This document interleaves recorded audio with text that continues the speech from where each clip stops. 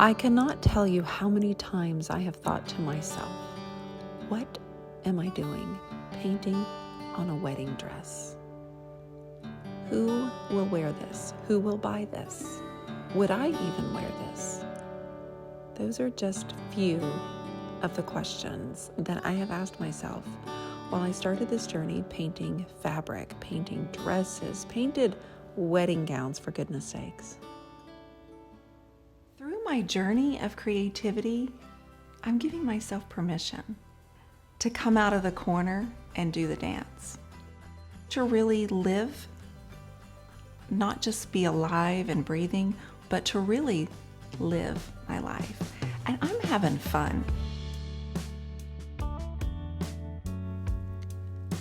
Many years ago, I started showing my online community my secret that really wasn't a secret, but it was me and it was my style. And that involved painting furniture as an art form and involving water and thinning down my paint and blending them and using tools that weren't even necessarily art tools, but they were my tools. So as I transitioned into painting on wedding gowns, I thought, am I really going to show anyone how I did this, or what I'm doing, or what I'm actually turning this into, and how I'm setting up, and all of the things that involve? It would be easier to keep it to myself. It would be easier to not be vulnerable. It would be so much easier not to let anyone into my private space. If there's one thing that you should know about me as a creative coach, it's that I believe mindset is the foundation for everything that an artist hopes to accomplish. I have worked with women where mindset is the only thing stopping them from achieving their goals or painting what they want or making what their hearts desire. Artists often get a bad rap for being fickle, when really we simply require the necessary mindset to be ready to create, because it's simply not possible to draw from an empty cup.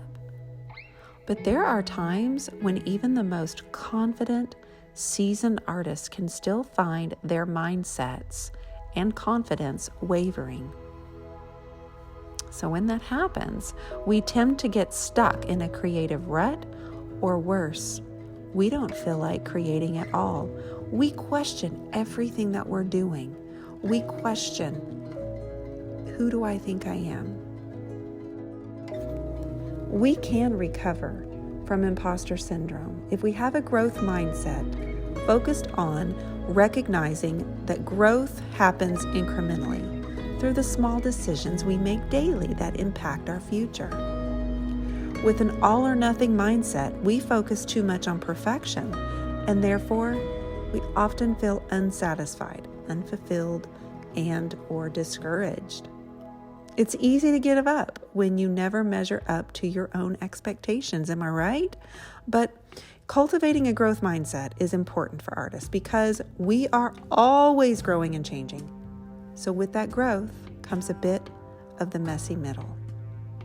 These first few growth mindset quotes that I'm going to share with you, they're here to serve as a foundation, not just for artists, but for any mindset.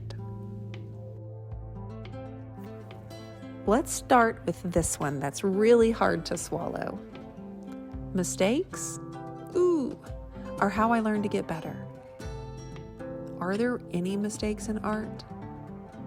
They may feel like them at the time, but from speaking from a woman who just did a series of paintings called Starting Over, I don't necessarily know that a mistake is a mistake, but I have realized that it helps me become more of who I am, more of Dionne Woods, more of the creative business coach.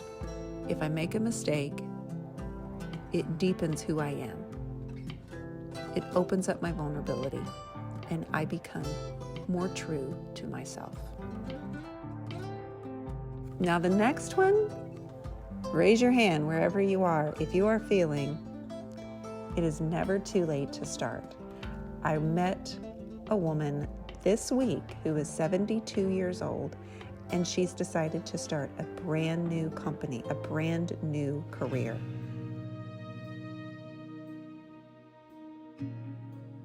In my finger painting group, I teach progress over perfection. Now, that is so much easier said than done, because as an artist, we all want the end product, don't we? We want to know that the product we're working on is going to be sellable and attractive. But yet, if we have our focus on that, the whole progress and process of our work becomes more difficult. Also, what's your rush? Because slow progress is still progress, right? This is the ultimate growth mindset quote for artists, I think, because it really comes down to this. Whether we walk it, run it, or bike it, a mile is still a mile. It's so easy to compare ourselves to others, especially since everyone is on some form of social media, but it's really a useless endeavor. None of us start from the same place or run at the same pace, so all that matters is that we keep going.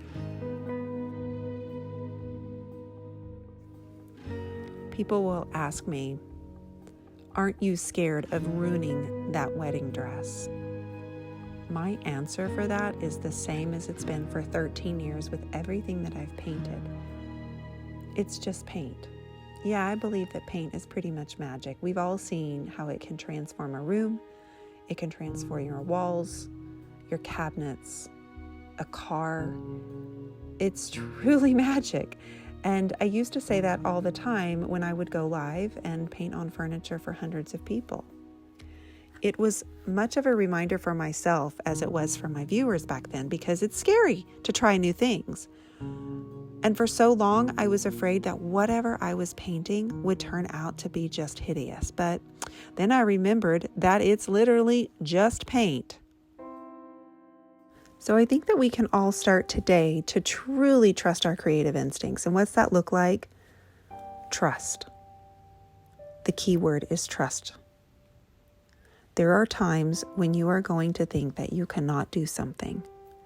You are going to think everyone's laughing. You are going to think this is a failure. Even as you paint it, you may be thinking that. But don't believe it, friend. This might take time and a few dozen failures.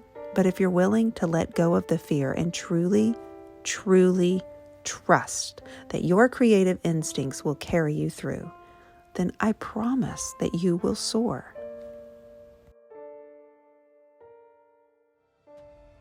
I find that with a lot of creative people, there's a resistance.